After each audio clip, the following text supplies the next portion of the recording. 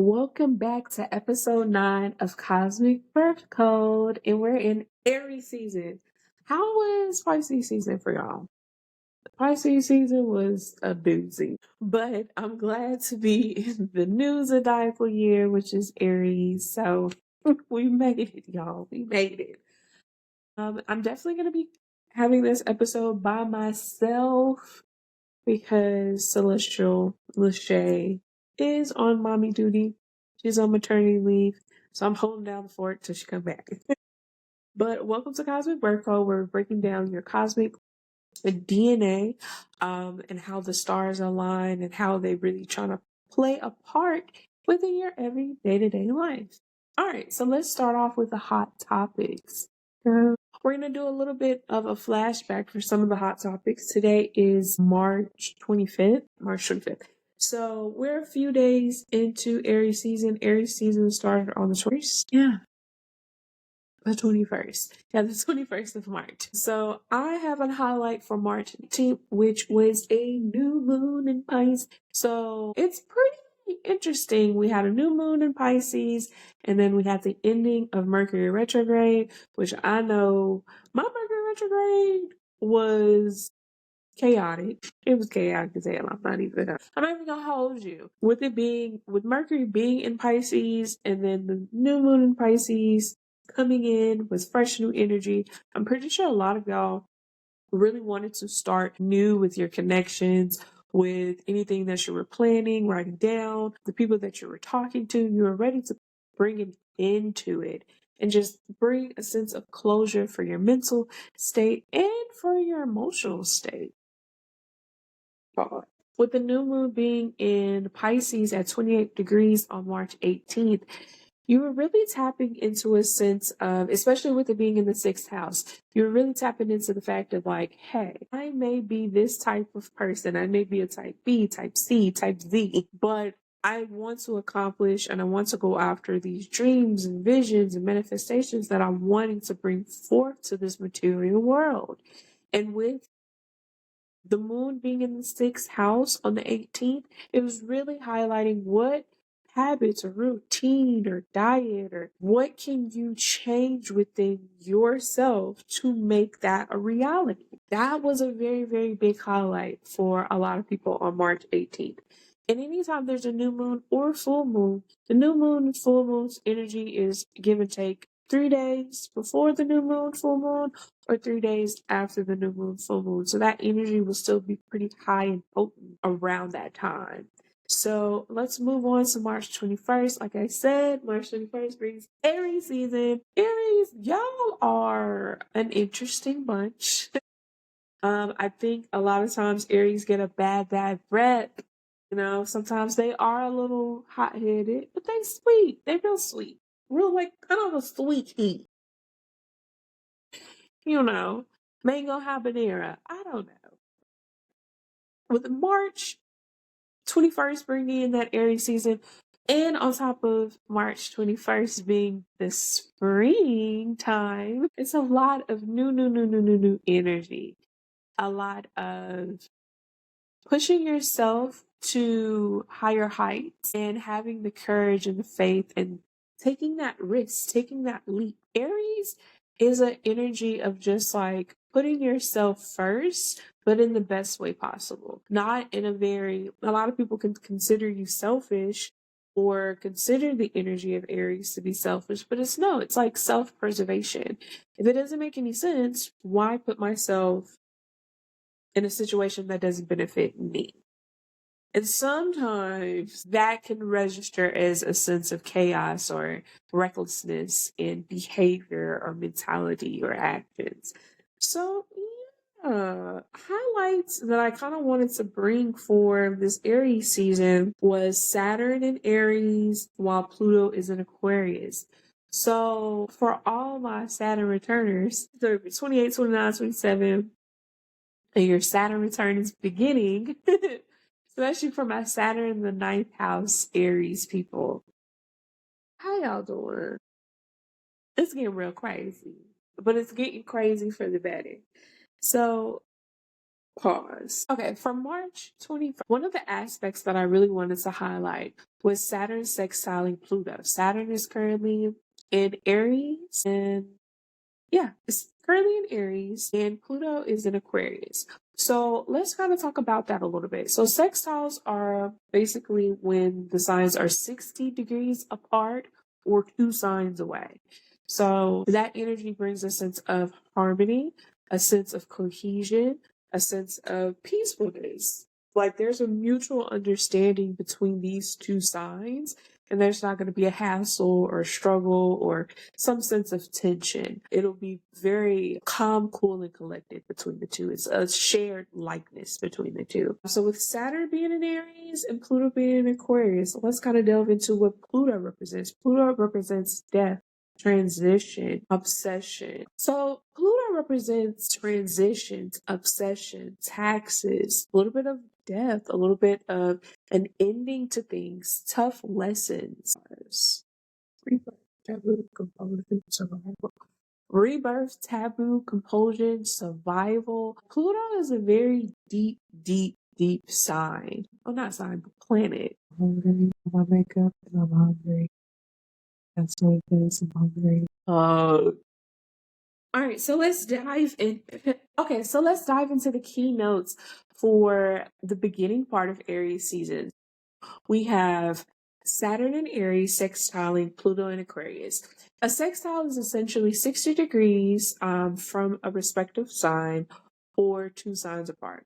So the energy for a sextile is very harmonious, prosperous, very like, it's almost like a sister relationship. Like you come from the same parents, have the same likes, have the same interests, similar personality, and similar in mutual understanding between the 2 energies. Pluto, let's kind of tap into Pluto a little bit. Pluto is a very deep and dark energy. And dark, not in a bad way. It's just kind of like unexplored territory, going beneath the surface, not just surface level energy. It delves into the energy of obsession, taboo, secrecy, transformation, rebirth, death, crisis, or paranoia. So yeah, like any of those themes is a very intense energy. So whenever Pluto touches a respective zodiac sign, so in this case, Pluto is sitting in Aquarius. Aquarius is all about knowledge, higher thinking, pushing the envelope, new inventions, high intelligence, the sciences, the maths.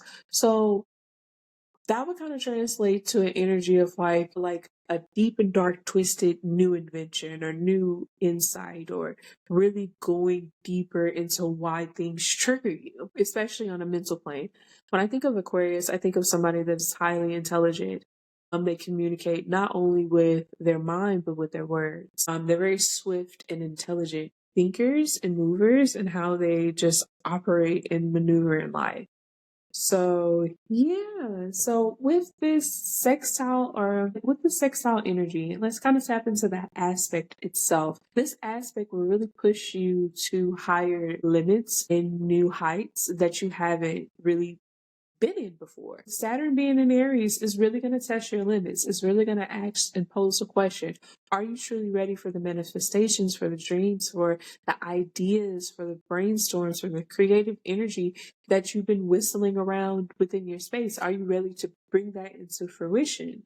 Aries is all about that action. Like, let's just kind of get to it. Like, let's stop beating around the bush. What is preventing you from excelling in a higher rate than before? Aries is it's a fire sign. It's a very active energy. It's think later, act first. Ask to do something, just ask for forgiveness. That is the Aries energy. So are you really trying to be productive? Are you really putting in the energy or the focus that's needed to complete that task? So this past week, because Aries season started on the 21st, today is only 25th. So what have you done in the past 7 days? What have you done for me lately? Like, what have you? Like, what have you done for yourself in order for you to see the life that you truly desire? And Aries can be a little reckless or rambunctious a little bit, but sometimes it's needed. Sometimes you just gotta take that hammer and just ham away. So we're gonna move on to April 1st and April 2nd. We'll have full moon in Libra. Pause. Cut that full moon thing out. All right. So full moon in Libra at 12 degrees in the 12th house in April 2nd. Secrecy of emotions, feeling insecurity, self-sabotage of the mind. Be authentic, be free. Fears can come to surface. Issues with women, strong spiritual discipline. Okay, so let's talk about this new full moon for the new year. All right, so on April 1st through the 2nd, we'll have a full moon in Libra in the 12th house at 12 degrees. So the moon being in 12th house. 12th house and the moon, it's kind of like two secretive people get together and make a secret pact. That's kind of going to be the energy for the beginning of April. Even though April 1st is like April Fool's, I mean, you may be a little bit tricked out of the spot. Don't let nobody trick you out of your spot. Don't let nobody trick you into feeling things or absorbing things that is not yours. You may be a highly empathetic person, or just highly psychically attuned to your environment and to people around. So you just need to make sure that you do spiritual safeguard yourself emotionally, mentally, and spiritually. That you're not taking on too much is really not yours. So don't let people project, because projections will be kind of highlighted heavily with that moon in Libra in the 12th house. You may come across people that are very jealous of your energy, your aura, and what you really present to the world and how you really balance yourself in many, many, many different ways. So, pause. Do not allow yourself to be sabotaged by your own mental or emotional thinking. Don't be so fearful or so quick to hide your emotions or allow your emotions to be on display. They say, I wear my heart on my sleeves and I don't, I'm trying to change that. No, that's your superpower. That'll be your superpower for the day. To really express yourself emotionally in ways that you haven't before. People will really love that from you, and not only love that, but kind of expect that, because it's like you're vulnerable with yourself and you have a sense of emotional intelligence, not only for others, but for you. So that would be like the biggest expression of love that you can give to yourself. Be authentic, be you, be true to yourself. So if you want to cry on a random Tuesday, because they ran out of salami meat at the store, it's okay. Maybe it was a stressful day. So, yeah, don't allow your spiritual defense system get attacked. So basically, this will be a perfect time for my spiritual girlies to make sure that you're praying over yourself, you're upping your spiritual protection, and just making sure that you have a strong spiritual discipline or regimen. If you've been slacking on your ancestor work or your prayers or just going to some spiritual thing, whether it be church, whether it be you're constantly always doing spiritual baths, whatever the case may be, make sure that you're being consistent with it and not allowing yourself to fall short. All right, so moving on into some of moving on to some of the moving on further into April with some of the hot topics we have for April 5th. Yeah, for April 15th. I was like, wait, April 15th. So we have the sun squaring Jupiter. The sun will be in Aries while Jupiter be in Cancer. Jupiter been in Cancer for a minute. That's why everybody pregnant. That's why everybody coming over with a baby. Not me though. I'm safe. Anyway, Sun in Aries at 15 degrees in the first house, while Jupiter is at 16 degrees in the fourth house. So let's break down that language. So a square is 90 degrees or 3 signs away between two respective signs. In the energy, there's a strong tension. There's disagreements, arguments. There's some uncomfortability. There's not seeing eye to eye or truly understanding how to kind of mesh well within one space. Squares, now with all of that language, just like, ooh, that sounds very scary. But I look at squares within an aspect as a room to grow? How can I truly grow within this space? Because think of it like a seed. When you plant a seed, it's a seed and you put it in the dirt and it's in this new space, new environment, and you're nurturing it with water and sunlight and fertilizer. And then it goes through this uncomfortable phase of like sprouting through the seed and the roots and the plant breaks through the surface. There's all this change that's coming about. And it's how are you adjusting to the change within your life or within your space? Like I said, Aries is all about boom in your face. Like we're here. There is a very just like bigger than life, bigger than reality type of energy. And it's sitting in Cancer. Cancer is a water sign. They're very calm, they're very chill, pleasant type of energy to be in. While Aries is like, let's tear it all apart. And you're trying to get this fire and water energy to kind of mesh well. And it turns into steam. It turns into like an overflow of hot air. Yeah, hot air, hot water. So some of the keynotes for this aspect with Sun squaring Jupiter, there will be a sense of obstacles in your path that's going to push you or propel you for better things or push you to aim higher. Bars. It's really going to push you towards your success if you lean into that a little bit more. Just make sure that you're not taking on more than you can handle or more than you can chew. Do what's possible within that day and just move on, you know? Like if your intuition is saying, hey, we need a rest, you know, you've been on go, go, go, go, go mode, listen to that, lean into that, because that'll allow you to do the things that you need to do. Jupiter in Cancer is a very nurturing energy, while the Sun in Aries is just like blazing everything that it sets its eyes on. And the tension is basically saying like, how can I allow the light of the sun, the rays of the sun of Aries to lighten or brighten or illuminate or blaze forth a path for me in order to be successful in whatever goals or endeavors that I do have. So that's a little something to think about, especially April 15th, around that time, around that week. Like, what will you have? What will you be doing? I don't know if you guys are on a schedule, write a schedule out and stuff like that. Or just when that time comes, like, are you really pushing yourself more than you should? Are you pushing yourself enough? Are you nurturing yourself in ways that helps you to be the best person that you want to be? Don't be judgmental of others or of yourself. Sometimes it's very hard, but it's like, everybody lives in a different space and time. So don't allow your preconceived notions of your limits of other people and how you limit yourself to be like the for you or somebody else. Like start fresh, start new. Don't allow yourself to be caught up on the past and old things and things that can be very triggering. Your energy will be very persuasive and influential. So just make sure that you use that wisely.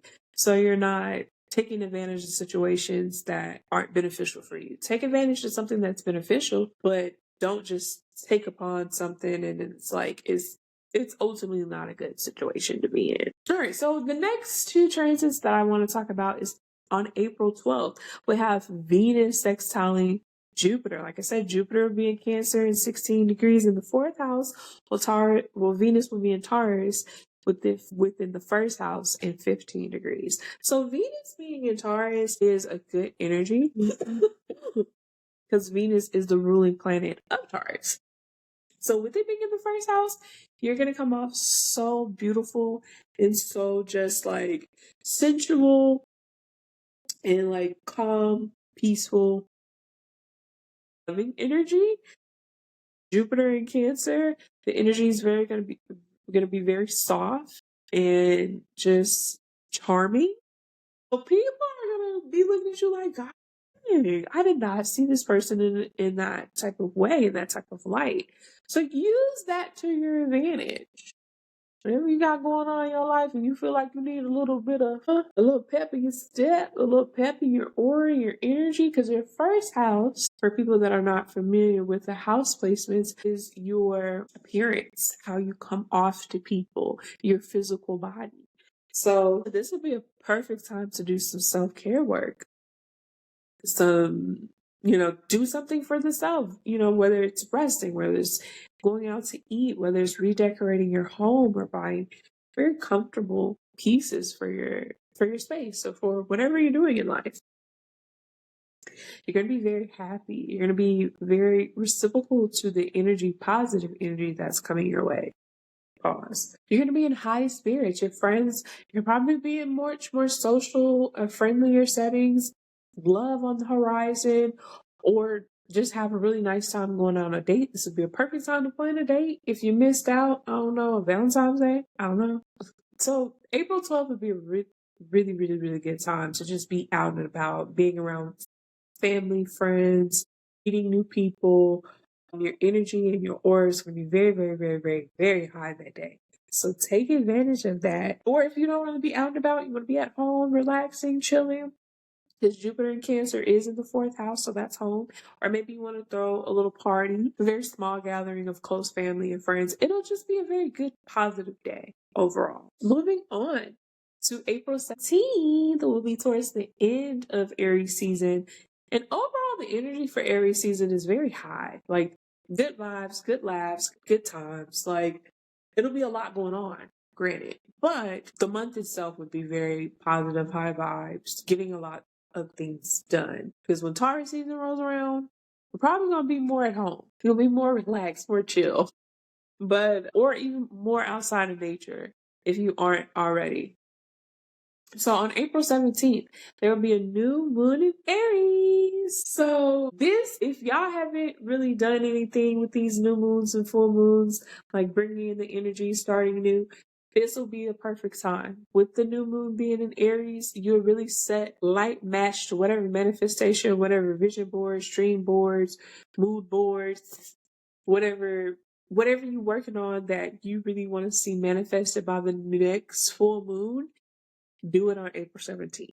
Do the preemptive work a week prior to, like maybe still starting on the 15th. No, not the 15th. So maybe April 10th. Start on April 10th, like getting into the mindset of gathering what you need to really like start a new project, whether it be a new job, a new career, taking a test or something like that. Like let that be the day where you're just like, let's start it. So yeah, I think that will kind of wrap up the whole hot topic transits for the foreseeable future. All right, welcome back to Cosmic Birth Code for episode 9. And we're bringing in the energy for Aries season because it's a brand new world. All right, so Aries, I'm gonna kind of do for the art of astrology for you guys. It's the stereotypes of Aries. I'm gonna do a little backstory, a little bit of informational facts about Aries, their stereotypes a little bit. So some of the stereotypes that we hear for Aries is that they're got a big ego. And you can take that either way. And this is for the men and the women. Got a big ego. But besides having a big ego, they're very irrational. They have anger issues. They're very headstrong, very independent fighters, aggressive. They not saying they could be people that like to fist fight or verbally fight. They just they like a little chaos. They like a little just, shake up, shake it up, shake it up, shake it up. Like a little Tasmanian devil. If I had to describe them in a cartoon, it would be Tasmanian devil energy. Like they're just like, and it leaves people a little puzzled, a little amused, a little scared. Like, wait a minute, what is going on with y'all? For real, for real. Aries can come off very independent. A lot of people can see Aries as leaders in the sense of they take the initiative. They're highly vocal people. They speak their mind. They don't let it never slip. I never slip. I never fold. Like they don't speak their mind whether you like it or not. They don't really give a damn. They come off very rude sometimes, especially with them being very vocal. They just go off at the mouth and they don't care how you take it. They don't care if you like it or not. They can come off very impulsive, highly reactive, or impatient, and a little horny. They're a little horny little goats. Every Aries I know, male or female, they are horny little goats. And I know they're rams, but they're horny little goats. Because, and I think it's just they're high energy people. Like, even for the very chill Aries, they're high energy people. They have a lot of energy coursing through their little veins. With Aries season, we have the sun in Aries right now, Venus is in Aries. And I'm going to speak to Venus in Aries a little bit because I don't have Venus in Aries.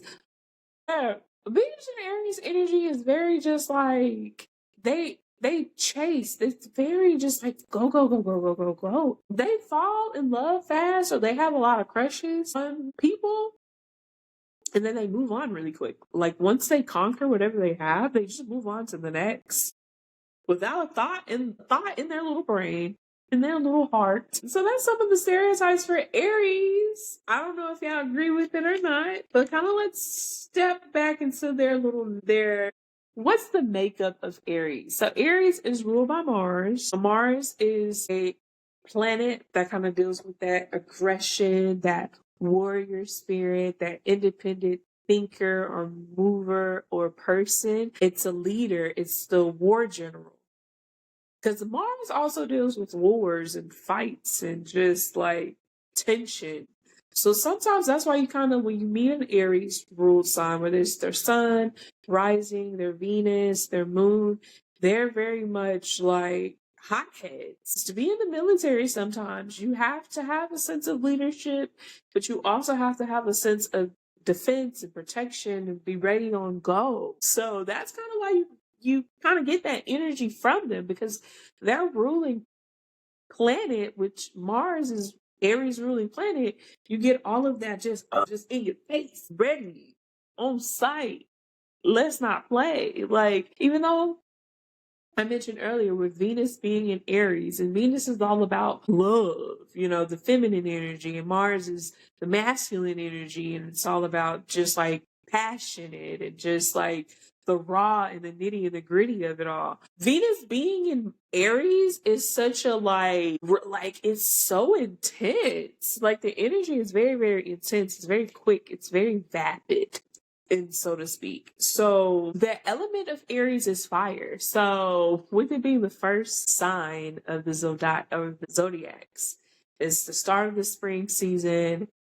It lights the match. It lights and leads the way for everybody. So they're the initiators. They're the trendsetters. They're the ones that are ready on go. They're the first to put that initiative, or the first to tackle that plan, because they are very much act now, think later, shoot first, ask questions later. Like if you piss an Aries off and they have a weapon, they're going to probably stab you first. They're probably going to shoot you first. They're probably going to hit you across the head with a bat, because that's what they felt. That's what came to their mind. Now Aries, and not to say Aries doesn't have any self-control, even though Aries they could lack self-control, unfortunately. But the ones that do, I applaud them, because they be ready to crash out. Like the biggest stereotype of an Aries, they're crash out. They are certified crash outs. They would crash out, no thoughts. No thoughts. No thoughts. The thoughts will come maybe like an hour later. Like maybe that was a little too much. Maybe I was just being a little dramatic. Because they always say Leos are the dramatic ones, but in reality, it might be them Aries. I ain't gonna hold you. I'm not gonna hold you. They're cardinal energy. So cardinal is like the ones, they start off each season within astrology. So like I said, Aries starts off spring. They're the first to get it cracking acting. And then you got the second sign is Taurus. And they just, waiting in the cut, chilling in the cut. I didn't even realize that was right there. But yeah. So what else I kind of wanted to bring? Kind of highlight. Oh, I want to talk about the dignitaries of Aries. So it's domicile, which basically means it's home or ruling planet is Mars. So, say for instance, if Mars rules Aries, is where it's home at, that's its natural energy. And let's say Mars is okay, scratch that. We're not gonna talk about that. We're not gonna talk about that. Yeah, the domicile for Mars is the domicile. The domicile for Aries is Mars. It's exalted in the sun though. So if with the sun being in Aries at 19 degrees specifically, it's exaltation, where it's like at its highest, most elevated, most highest frequency that Aries could be in within the sun. That's what the exaltation is. It's like the most high performing energy. Even though Mars is a ruling planet, it's very home. Say for instance, when you're at home, you're comfortable, you're probably in your pajamas, hair tied, chilling with no makeup on. That's when you the prettiest. I hope you don't take that wrong. Type energy, But when it's in exaltation, it's like, okay, well, I got dressed up, I did my hair, I did my makeup, I put on my best outfit, and I'm out into the world, and the world is going to see me. That's the energy of exaltation for any sign. So, I kind of go over that a little bit deeper on a different video, but it's detriment. Basically, detriment for Aries would be Venus. So Venus being in Aries is detriment, as I mentioned earlier. Like the energy is not comfortable. It's polar opposite, essentially. The detriment is polar opposite. It's like, okay, Mars is all about this aggression, fire, energy, like ready on sight.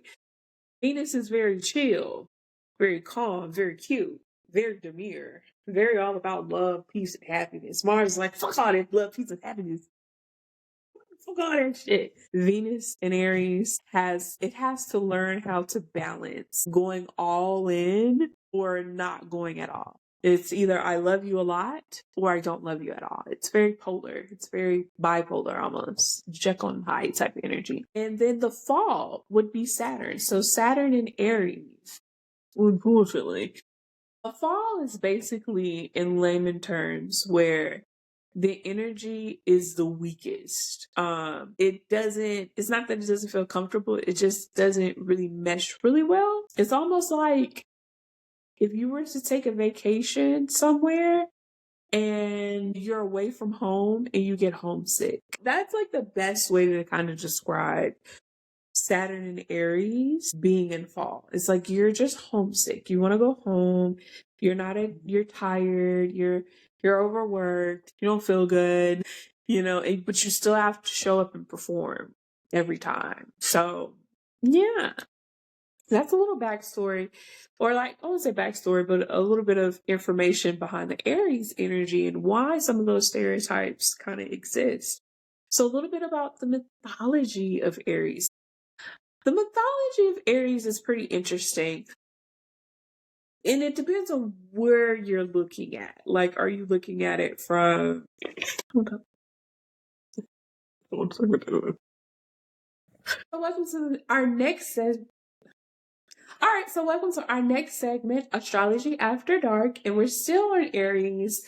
I kind of wanted to talk a little bit about some of the kinks for Aries. Now, all the Aries I know, man or woman, they horny, they freaky. Well, I wouldn't say freaky. I would say they're just horny.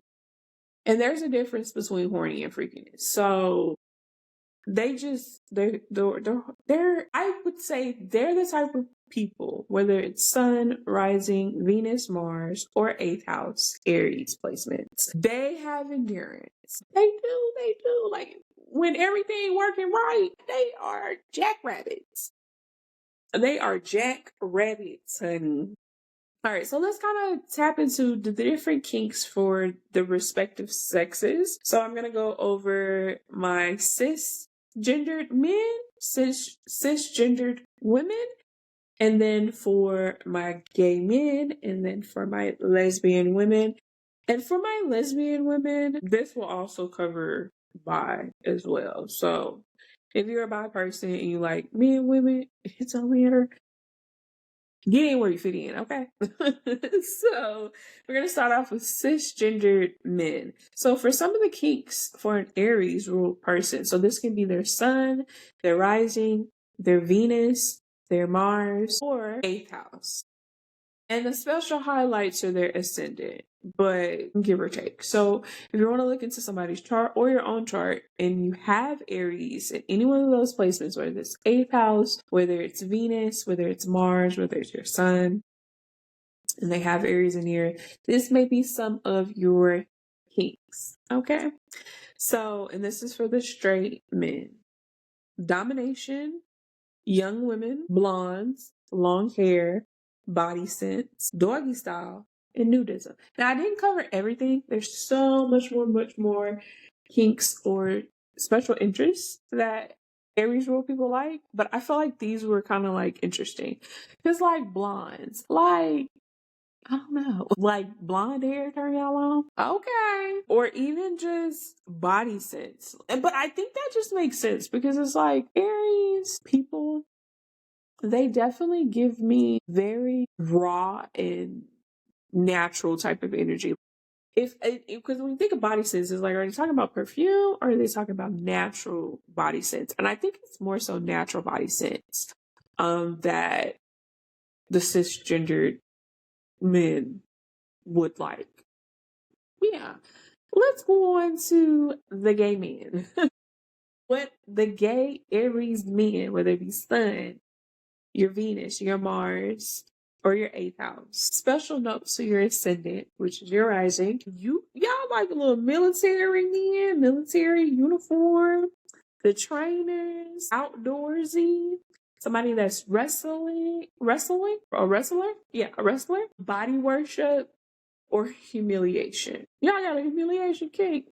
Which is surprising, because I'm like, for an Aries, I wouldn't expect y'all to like to be humiliated. Now I don't know if this is public humiliation or private humiliation, but y'all might want to tap into that little dark little kinky little secrets of y'all's. I think what kind of tripped me up was wrestling. I was like, wrestling is a kink for gay men? Because I think of with the wrestling, what kind of man would be like Raw SmackDown? Like, what is it, the suits? What is it, the mask? I don't know. These y'all kink chat. Alright, so for for my cisgendered women, for my straight women, if you are Aries one, Aries, Venus, Aries, we're finna tap in a little bit. So y'all like the little rugged men, or whatever, a little rough around the edges. You like them with beards. You like sex on the side. And when I read that initially, I was like, what is this? Like, take me. They like, you do all this stuff for me, but I need a little sex on the side, okay? But no, I think it's the position. I think it's the position. So, mutual masturbation. So I'm assuming you like to masturbate and your partner like to masturbate at the same goddamn time. That's cute. That's real cute. Like, okay. Y'all definitely like the lumberjack. So rugged beards, lumberjack type men, one night stands. And I'm not trying to put none of my Aries people that I don't know business out there, but that is so true. Like, y'all really do like one night stands, and I know about this. Sometimes you need that. I need that. See, because y'all act first, think later. So yeah. Role reversals. So what's that song by Usher? That's the energy that y'all like to be in. Okay. Yeah. And that's all for the straight cisgendered kinks for Aries. Let's tap into my lesbian women, my gay, well, I can't say gay, but lesbian women, or even bi women. Like I said, for my bi people, men or women, get in where you fit in. So if you listen to this whole little list and you're like, I do like that, I do like this, there you go. So for my lesbian women, y'all kinks are femmes. relationships, married women, not y'all breaking up happy homes, but it wouldn't be, let me shut up. Anyways, striptease, threesomes, or foursomes. I said, wait a minute. Foursomes? Yeah, you might as well just throw orgies in there. She don't know what she doing. She just giving it out. Like, come on now. All right, face sitting. Okay, let me sit this on you, babe. In the words of Beyonce. Torture? I think I meant to write light torture. So like not like straight crazy torture, but just a little light, little restraint or whatever, or whatever y'all consider to be torturous to y'all. You would know. A little bit of nipple bites and mind games. And I can attest to that. I think with Aries lesbian women, they just like to fuck with people.